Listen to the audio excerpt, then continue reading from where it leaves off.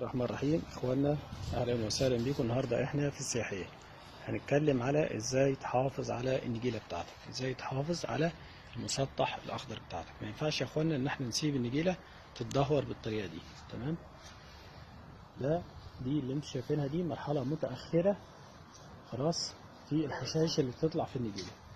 عشان تخلص الحشائش دي لازم ترش حاجه بتجيب الورقه العريضه وليس الجليفوسات. احنا بنقول الجليفوسات بتجيب كل كبيرة وصغيرة في الحشائش، ولكن بالوضع ده ما ينفعش نرش جليفوسات، لازم نرش حاجة للورقة العريضة دي، ما نرشش حاجة للجليفوسات.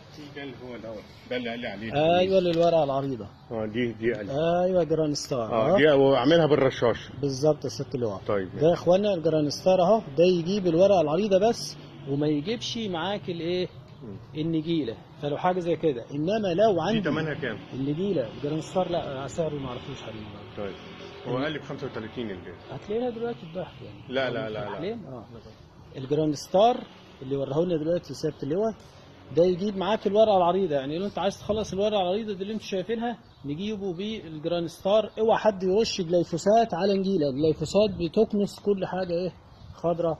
وتحياتي للجميع.